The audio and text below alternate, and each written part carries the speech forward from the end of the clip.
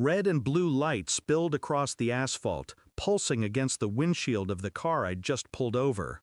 Routine stop, speeding, nothing more, until I saw who was behind the wheel. My wife. Her hands clutched the steering wheel too tightly, her knuckles pale. Beside her sat a man I had never seen. He didn't move, didn't flinch, just sat there with a smile that didn't belong to the moment. "License and registration," I said, voice flat, professional. She opened her purse with trembling fingers. The man next to her turned his head slowly toward me, as though he'd been waiting. Then my partner approached. One look inside, and everything changed. He reached for his weapon, pulled it free, and aimed straight at the passenger's chest. "Back off," he barked. The stranger laughed. Cold, controlled. "Unfortunately, you're late." I didn't understand, not yet. But when my wife leaned forward, I saw her back, and the bruises. Old, layered, hidden until now. Something inside me went quiet. I should have reacted, should have asked questions, but the silence between us was heavier than any scream. She didn't look at me, not once. Her eyes stayed fixed on the dash, as though acknowledging me would burn her alive. And him? He just sat there, smug, like the entire night was his design. Later, when the car was impounded, when my partner and I stood in the dark parking lot with unanswered questions, I replayed every detail. The way she flinched when his hand brushed hers. The way her lips parted but no sound came. She hadn't been caught speeding. She had been running. And I was too blind to see it until that moment. The betrayal wasn't simple infidelity. It was darker, twisted.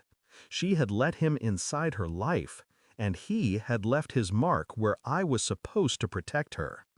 I didn't confront her, not immediately. I went home, sat in the silence of our bedroom, touched the side of the bed she no longer occupied. Then I started pulling at the threads. Phone records, her credit card statements, patterns that revealed nights away, unexplained charges, a second phone. Every breadcrumb led back to him, a man with no real name, no stable address, but a history buried in sealed files. Violence, extortion, recruitment. She hadn't fallen in love. She had fallen into a trap. But the part that gutted me wasn't her weakness. It was the choice she made when she realized what he was. She didn't run to me. She didn't trust me. She let him own her, and in her silence, she betrayed me more deeply than her body ever could. The file landed on my desk 2 weeks later.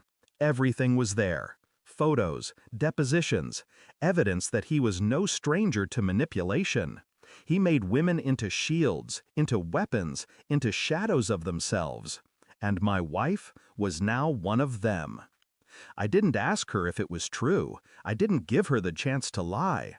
Instead, I laid the file on the kitchen table. Her eyes dropped to the photographs, the signatures, the proof. Her lips trembled. A single word escaped, barely audible. "Please." That was all. No denial, no explanation. I said nothing. I simply sat back, watching the collapse unfold. The truth had always been there. Now she was forced to look at it. The next day, I brought the file to Internal Affairs. Not against her, against him. Names, connections, evidence linking him to cases buried in silence. He wasn't just her secret. He was a rot spreading through the very system I swore to serve. And she knew I had the power to destroy him. When she begged me not to, when she reached for my hand with the same trembling fingers that had once touched me with love, I didn't move. I only looked at her, steady, detached. "You chose him," I said. And with those words, I walked away. They arrested him 3 nights later. I didn't go to the trial. I didn't need to. His smirk would be gone by then, replaced by the hollow eyes of a man who finally ran out of masks. As for her, She left the house before dawn one morning, took nothing but a suitcase. No note, no apology. The bed is cold now, the silence louder. But it's a silence I can live with, because I've learned something about betrayal. It doesn't scream, it doesn't fight.